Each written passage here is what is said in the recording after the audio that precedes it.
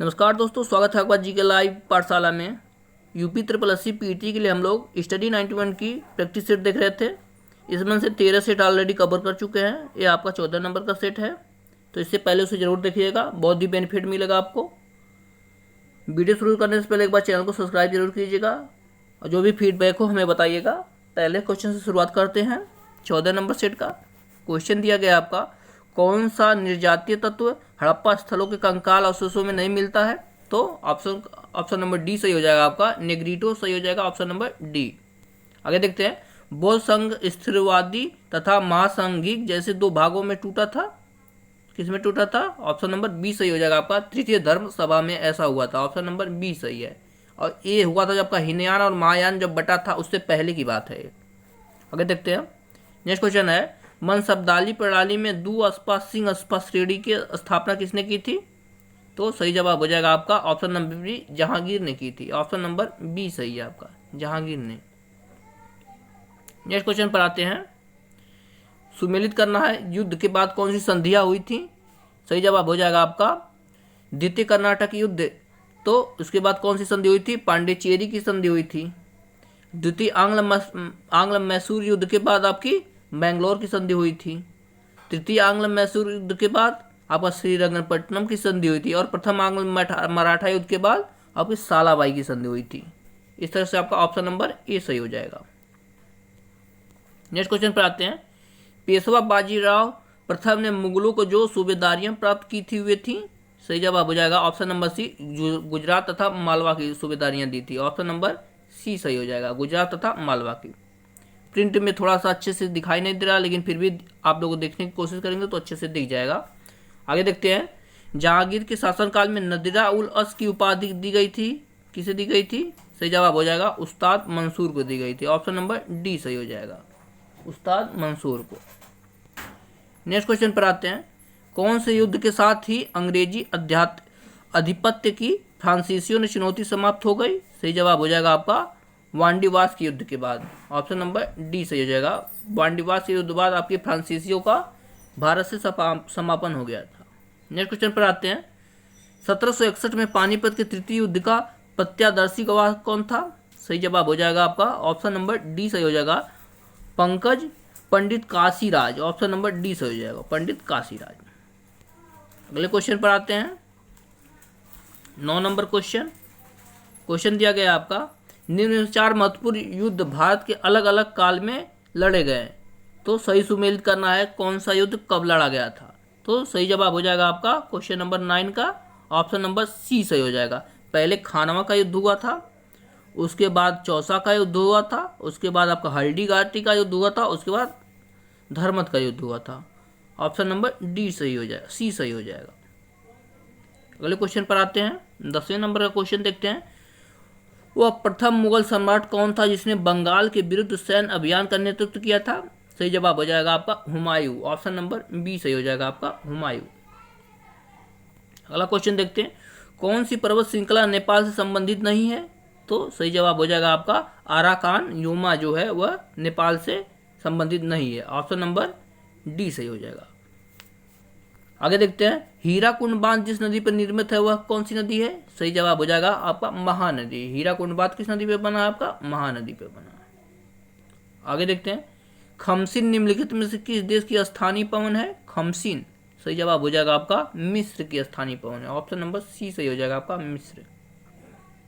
आगे देखते हैं, स्पेन और फ्रांस दोनों के साथ तटीय क्षेत्र बनाने वाला जलीय निकाय कौन सा है? सही जवाब हो जाएगा आपका बिस्के की खाड़ी, ऑप्शन नंबर डी सही हो जाएगा आपका बिस्के की खाड़ी। आगे देखते हैं, ब्लू माउंटेन पर्वत शिखर भारत के जिस राज्य में स्थित है वह कौन सा राज्य है? सही जवाब हो जाएगा आपका मिजोरम में स्थित है blue mountain, option number A सही हो जाएगा। आगे देखते हैं, भारत के संविधान में निम्नलिखित में से कौन सी याचिका का उल्लेख नहीं है? सही जवाब हो जाएगा आपका व्यादेश का उल्लेख नहीं है, ऑप्शन नंबर डी सही हो जाएगा व्यादेश, क्वेश्चन नंबर 16। आगे देखते हैं नेक्स्ट क्वेश्चन, भारतीय संविधान के अनुसार दल बदल के आधार पर अर्हता का उल्लेख है, कौन सा अनुसूची में दिया गया है दल बदल के बारे में? सही जवाब हो जाएगा आपका 10वीं अनुसूची में, ऑप्शन नंबर बी सही हो जाएगा आपका 10वीं अनुसूची में दल बदल के बारे में दिया गया है।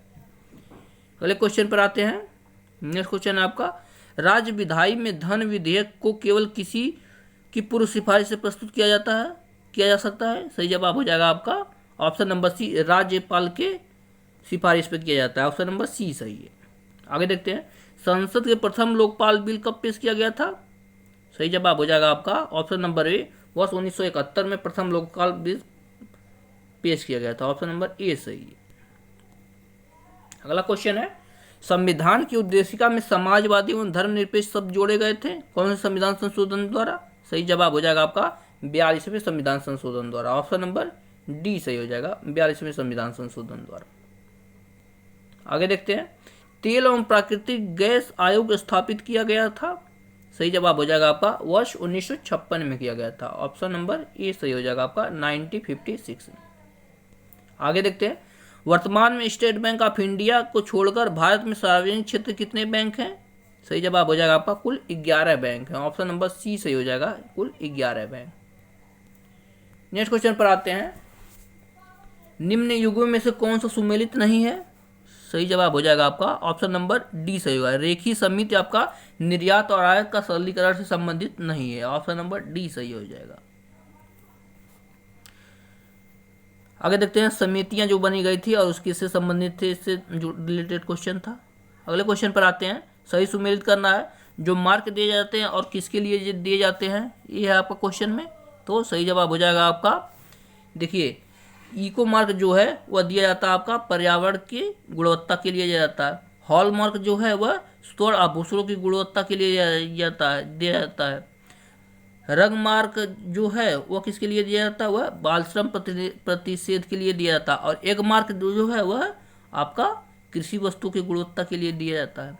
तो इस तरह से आपका ऑप्शन नंबर सी सही हो जाएगा। ऑप्शन सी सही हो जाएगा। अगला देखते हैं, इसे भी सही सुमेलित करना है आपका। क्वेश्चन नंबर 25वां है, सही और आपका स्थान जो है उसे कोई वस्तु है कौन से स्थान से मिलती है उससे लगाना है। तो इस तरह से आपका 25वें क्वेश्चन का सही जवाब हो जाएगा आपका ऑप्शन नंबर सी सही हो जाएगा। सी सही हो जाएगा। पहले का तीसरा से मिलाएंगे, दूसरे का चौथा से मिलाएंगे, तीसरे का पहला से और चौथे का दूसरा से मिलाएंगे। यहाँ से आप लोग मिला सकते हैं। अगले क्वेश्चन पर आते हैं, कौन सी ऊष्मा की इकाई नहीं है। सही जवाब हो जाएगा आपका ऑप्शन नंबर डी, जो फोन है वह ऊष्मा की इकाई नहीं है। ऑप्शन नंबर डी सही हो जाएगा। आगे देखते हैं, थोड़ा सा एडजस्ट कर लीजिएगा, इस लेक्चर को बस एडजस्ट कर लीजिएगा क्योंकि पीडीएफ थोड़ा अच्छे से बन नहीं पाया है इसका। कौन सी अधातु कमरे के ताप पर तरल होती है। सही जवाब हो जाएगा आपका ऑप्शन नंबर सी, ब्रोमीन हो जाएगा। Option number C. देखिए अधातु की बात किया है, इस बात को ध्यान रखिएगा। अगले क्वेश्चन पर आते हैं, निम्नलिखित सूत्रों में कौन सा चूना पत्थर को निरूपित करता है। सही जवाब हो जाएगा आपका option number B, CuCO3। Option number B सही है। आगे नेक्स्ट क्वेश्चन पर आते हैं, वह उपकरण जो विद्युत धारा उत्पन्न करने के लिए इस्तेमाल किया जा सकता है क्या कहलाता है। सही जवाब है आपका जनित्र कहलाता है, विद्युत जनित्र कहलाता है। ऑप्शन नंबर ए सही हो जाएगा। आगे देखते हैं, ओलिव रिडले सागरी कछुआ को किस नाम से जाना जाता है, इसका दूसरा नाम क्या है। सही जवाब हो जाएगा आपका पैसिफिक रिडले सागरी कछुआ के नाम से जाना जाता है। ऑप्शन नंबर ए सही है। 30 नंबर क्वेश्चन। इसके बाद से आपके मैथ की शुरुआत होती है। मैथ हम सॉल्व नहीं कर रहे हैं, इसे स्किप करके चलेंगे, लेकिन मैथ का सॉल्व के साथ पूरा पीडीएफ आपको टेलीग्राम चैनल पर मिलेगा। प्लीज़ आप लोग टेलीग्राम चैनल जरूर ज्वाइन कीजिएगा। आगे क्वेश्चन नंबर 66 से लेकर 70 तक गद्यांश पढ़कर उसके आंसर देने हैं। गद्यांश को एक बार हम पढ़ लेते हैं। दिया गया आपका, पुरुषार्थ दार्शनिक विषय और दर्शन का जीवन से घनिष्ठ संबंध है। वह थोड़े से विद्यार्थियों का पाठ्य विषय मात्र नहीं है। प्रत्येक समाज को एक दार्शनिक मत स्वीकार करना होता है। उसी के आगे देखते हैं क्या दिया गया है। उसी के आधार पर उसकी राजनीतिक, सामाजिक और कौटुंबिक व्यवस्था का व्यूह खड़ा होता है। जो समाज अपने व्यक्तित्व और सामूहिक जीवन के केवल प्रतिमय उपयोगिता के आधार पर चलना चाहेगा, उससे बड़ी कठिनाइयों का सामना करना पड़ेगा। एक विभाग के आदर्श दूसरे विभाग के आदर्श से टकराएंगे। जो बात एक क्षेत्र में ठीक पहुंचेगी वही दूसरे क्षेत्र में अनुचित कहलाएगी और मनुष्य के लिए अपना कर्तव्य स्थिर करना कठिन हो जाएगा। इसका परिणाम आज दिख रहा है। चोरी करना बुरा है, परंतु पराये देश के शोषण करना बुरी नहीं है। झूठ बोलना बुरा है, पर राजनीतिक क्षेत्र में सच बोलने पर अड़े खड़े रहना मूर्खता है।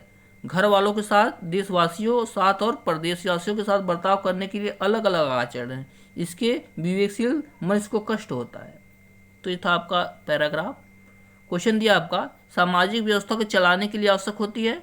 सही जवाब हो जाएगा आपका विशेष दर्शन बनाने की आवश्यकता होती है। ऑप्शन नंबर बी सही है आपका, विशेष दर्शन बनाने की आवश्यकता। आगे देखते हैं, समाज के लिए दर्शन महत्वपूर्ण है क्योंकि। सही जवाब हो जाएगा आपका इससे समाज की व्यवस्था संचालित होती है। ऑप्शन नंबर ए सही हो जाएगा, समाज की व्यवस्था संचालित होती है इसलिए दर्शन महत्वपूर्ण है। आगे देखते हैं, समाज में जीवन प्रतिमय उपयोगिता के आधार पर नहीं चल सकता है क्योंकि। सही जवाब हो जाएगा एक ही बात भिन्न भिन्न देशों में उचित या अनुचित हो सकती है। ऑप्शन नंबर सी सही है, ऑप्शन सी सही है। आगे देखते हैं, प्रत्येक गद्यांश का सर्वाधिक उपयुक्त शीर्षक क्या हो सकता है।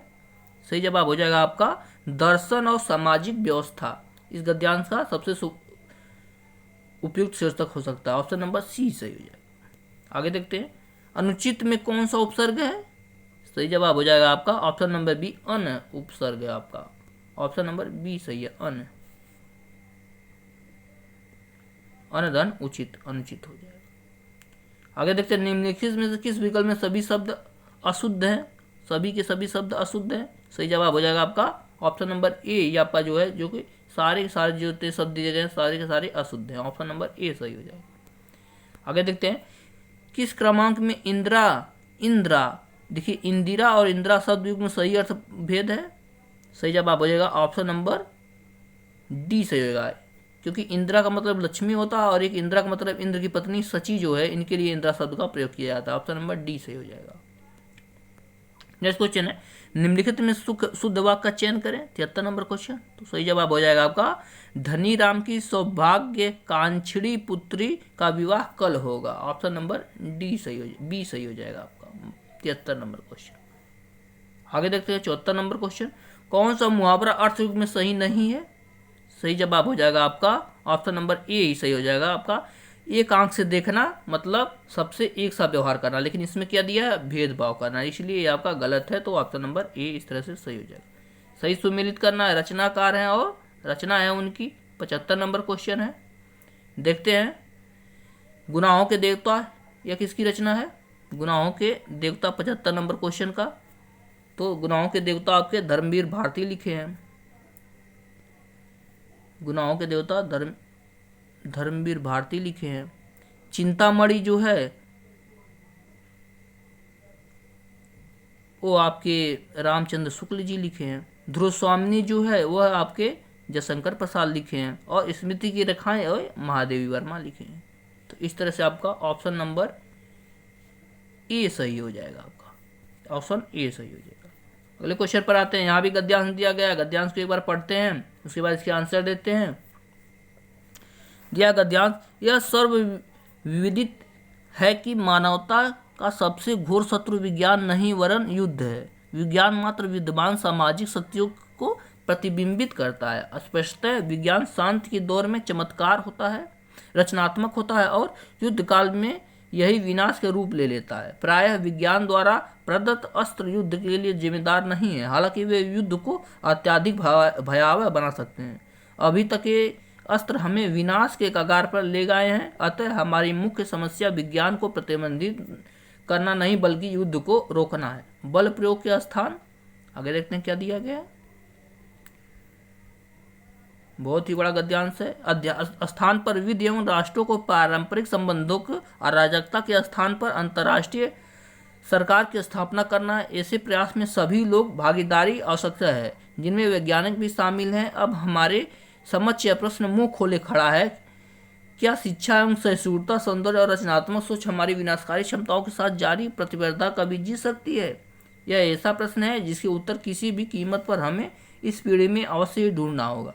विज्ञान को हमें समाधान ढूंढने में सहायता करनी होगी, परंतु मुख्य निर्णय की क्षमता हम सभी को स्वयं विकसित करनी होगी। इसके बाद क्वेश्चन दिया गया है आपका। क्वेश्चन है आपका, प्रस्तुत गद्यांश के अनुसार हमारी मुख्य समस्या क्या है। सही जवाब हो जाएगा आपका ऑप्शन नंबर सी सही होगा, युद्ध समाप्ति के सुनिश्चित करना। ऑप्शन नंबर सी सही हो जाएगा। आगे देखते हैं, युद्ध रोका जा सकता है यदि। सही जवाब हो जाएगा आपका ऑप्शन नंबर बी। विधि एवं अंतर्राष्ट्रीय कूटनीति द्वारा हम बल प्रयोग एवं अराजकता के ऊपर नियंत्रण पा सकते हैं, तो युद्ध को रोका जा सकता है। ऑप्शन नंबर बी सही हो जाएगा। आगे देखते हैं, विनाशकारी प्रवृत्तियों को नियंत्रण करने हेतु क्या आवश्यक है? सही जवाब हो जाएगा आपका ऑप्शन नंबर डी सही हो जाएगा। शिक्षा सौंदर्य भी आवश्यक है और अंतर्दृष्टि एवं रचनात्मक चिंतन भी आवश्यक है, तो ऑप्शन नंबर डी दूसरा और तीसरा दोनों सही हो जाएगा। आगे देखते हैं, अस्त्र हमें विनाश के कगार पर ले आए हैं, अस्त्र कहलाते हैं। सही जवाब हो जाएगा 79 क्वेश्चन का ऑप्शन नंबर बी। जिसे फेंक कर चला जाता है वह अस्त्र कहलाता है। जिसे फेंक कर मारा जाता है, जैसे भाला हो गया वह अस्त्र है, लेकिन बंदूक है जो वो शस्त्र है। जिसे हाथ में पकड़ कर मारा जाता है वह शस्त्र कहलाता है, और जिसे फेंक कर चला जाता है वह अस्त्र कहलाता है। आगे देखते हैं, युद्ध काल में कौन सा समास है? सही जवाब हो जाएगा तत्पुरुष समास है। ऑप्शन नंबर बी सही हो जाएगा, तत्पुरुष समास है, यानी युद्ध का समय, युद्ध का काल। आगे देखते हैं, उत्तर प्रदेश में कितने जिले राष्ट्रीय राजधानी दिल्ली से सीमा बनाते हैं? सही जवाब हो जाएगा आपका 81 नंबर क्वेश्चन का ऑप्शन बी सही हो जाएगा। 3 जिले हैं, ऑप्शन बी सही हो जाएगा। आगे देखते हैं, हाल ही में कजाकिस्तान की राजधानी का नाम बदलकर क्या कर दिया गया है? सही जवाब है आपका नूर सुल्तान कर दिया गया। ऑप्शन नंबर सी सही है आपका, नूर सुल्तान कर दिया गया। आगे देखते हैं, भारतीय तटरेखा से लगा सबसे बड़ा राज्य एवं सबसे छोटा राज्य कौन सा है? सही जवाब हो जाएगा आपका गुजरात एवं गोवा। गुजरात सबसे बड़ा है और गोवा सबसे छोटा है। आगे देखते हैं, सबसे कम अनुसूचित जनजाति वाला जिला कौन सा है उत्तर प्रदेश में? सही जवाब हो जाएगा आपका बागपत है, जो उसमें सबसे कम अनुसूचित जातियां हैं। ऑप्शन नंबर बी सही हो जाएगा। आगे देखते हैं, निम्नलिखित प्राथमिक प्रदूषकों का वैश्विक उत्सर्जन किसके मामले में अधिकतम होता है? सही जवाब हो जाएगा आपका option number A, carbon dioxide के मामले में। ऑप्शन नंबर ए सही हो जाएगा। आगे देखते हैं, 90 डिग्री चैनल किससे अलग करता है? 86 नंबर क्वेश्चन है। सही जवाब हो जाएगा आपका लक्षद्वीप और मिनिकॉय को अलग करता है 9 degree channel. Option number 86 number question का ऑप्शन नंबर बी सही हो जाएगा। 9 डिग्री चैनल है, देखिएगा 90 नहीं। नेक्स्ट क्वेश्चन पर आते हैं, उत्तर प्रदेश राज्य में सर्वाधिक और सबसे कम लिंगानुपात वाला जिला क्रम से कौन कौन से हैं? 87 नंबर क्वेश्चन है। सही जवाब हो जाएगा आपका सबसे अधिक जौनपुर और सबसे कम लिंगानुपात, सबसे अधिक जौनपुर और सबसे कम आपका गौतम बुद्ध नगर। ऑप्शन नंबर बी सही है आपका 87। सही सुमेलित करना 88 नंबर क्वेश्चन। सही जवाब हो जाएगा आपका, देख लेते हैं यहाँ से, सर्वाधिक साक्षरता वाला जिला आपका तो गौतम बुद्ध नगर हो जाएगा। सबसे कम साक्षरता वाला जिला तो श्रीवस्ती हो जाएगा। और सर्वाधिक जनसंख्या घनत्व तो कहाँ का है? तो यह गाजियाबाद का हो जाएगा। और सबसे कम जनसंख्या घनत्व तो यह ललितपुर का हो जाएगा। इस तरह से आपका ऑप्शन नंबर सी सही हो जाएगा 88 नंबर क्वेश्चन का। आगे दिया है, सही सुमेलित नहीं है, 89 नंबर क्वेश्चन है। तो चंद्रशेखर आजाद कृषि एवं प्रौद्योगिकी विश्वविद्यालय आपका कानपुर में तो सही है। इको कॉलेज पार्क प्रयागराज में, ये भी सही है। उसके बाद क्या दिया देखते हैं, उसके बाद दिया मस्तिष्क ज्वर उन्मूलन केंद्र गोरखपुर में, ये भी सही है। निर्यात संवर्धन औद्योगिक पार्क आपका आगरा में नहीं है, तो ऑप्शन नंबर डी जो है वह आपका गलत है। सही सुमेलित नहीं है, इसे भी बताना है। 90 नंबर क्वेश्चन है, तो कृषि के बाद सर्वाधिक रोजगार देने वाला उद्योग चीनी उद्योग है, ये आपका गलत है। ऑप्शन नंबर पहला ही आपका गलत हो जाता है, बाकी सारे के सारे सही हैं। केल का सामान अब आगरा मेरठ में बनता है। उत्तर प्रदेश किसान समृद्धि आयोग का गठन 2017 में हुआ था। उत्तर प्रदेश हस्तशिल्प प्रोत्साहन नीति 2014 में लगी थी, ये भी सही है आपका। 91 नंबर क्वेश्चन देखते हैं, चुनाव आयोग ने लोकसभा और विधानसभा चुनाव लड़ने वाले उम्मीदवारों के लिए खर्च की सीमा बढ़ाकर कम से कितना कर दिया गया है? तो सही जवाब है आपका ऑप्शन नंबर बी, 95 लाख और 40 लाख कर दिया गया है। ऑप्शन नंबर बी सही है आपका, खर्च की सीमा। आगे देखते हैं, हाल ही में विश्व बैंक ने भारत की किस योजना के लिए 1.75 बिलियन डॉलर के ऋण की मंजूरी दी है? सही जवाब हो जाएगा आपका प्रधानमंत्री आयुष्मान भारत योजना को दी है। ऑप्शन नंबर बी सही हो जाएगा। आगे देखते हैं, भारत को 32 साल की शानदार सेवा प्रदान करने के बाद जून 2022 में भारतीय नौसेना के किन जहाजों को सेवा मुक्त कर दिया गया है? सही जवाब हो जाएगा आपका INS निशांक और INS अक्षय को कर दिया गया है, दोनों को किया गया। ऑप्शन नंबर ए सही हो जाएगा। अगले क्वेश्चन पर आते हैं, किस टेलीकॉम कंपनी ने हाल ही में भारत के पहले 5G निजी नेटवर्क सफल परीक्षण किया है? 94 नंबर क्वेश्चन। तो यह भारतीय एयरटेल ने किया है। ऑप्शन नंबर डी सही हो जाएगा, एयरटेल ने। आगे देखते हैं, हाल ही में दुनिया का सबसे तेज सुपर कंप्यूटर कौन सा बना है? 95 नंबर क्वेश्चन। तो ऑप्शन बी सही हो जाएगा आपका, फ्रंटियर बना है। ऑप्शन नंबर बी सही हो जाएगा आपका, फ्रंटियर। आगे देखते हैं, हाल ही में भारत की पहली खेलो इंडिया फेसिंग वीमेन लीग का आयोजन कहाँ किया गया? सही जवाब हो जाएगा आपका, नई दिल्ली में किया गया। ऑप्शन नंबर ए सही हो जाएगा आपका, नई दिल्ली। नेक्स्ट क्वेश्चन पर आते हैं, हाल ही में G20 के लिए भारत का नया शेरपा किसे चुना गया है? 97 नंबर क्वेश्चन। सही जवाब हो जाएगा आपका, अमिताभ कांत को चुना गया। ऑप्शन नंबर डी सही हो जाएगा। आगे देखते हैं, हाल ही में प्रधानमंत्री जी ने किस राष्ट्र में स्टार्टअप नीति की शुरुआत की है? सही जवाब हो जाएगा आपका, option number A, Madhya Pradesh में की है। ऑप्शन ए सही हो जाएगा। 99 नंबर क्वेश्चन देखते हैं, सही सुमेलित करना है, कौन सी योजना है कौन से राज्य से संबंधित है? तो इसका जवाब हो जाएगा आपका ऑप्शन नंबर सी से हो जाएगा, पहले का तीसरा से, दूसरे का चौथा से, तीसरे का पहला से और दूसरे का चौथा से। ऑप्शन नंबर सी से हो जाएगा। लास्ट क्वेश्चन देखते हैं, भारत का कौन सा एयरपोर्ट पवन ऊर्जा से चलने वाला पहला एयरपोर्ट बन गया है? सही जवाब हो जाएगा option number D, Chhatrapati Shivaji Maharaj international airport. Option number D सही हो जाएगा। तो इस तरह से 14 नंबर सेट पूरा होता है। प्लीज़ वीडियो को लाइक कीजिएगा और चैनल को सब्सक्राइब कीजिएगा। धन्यवाद।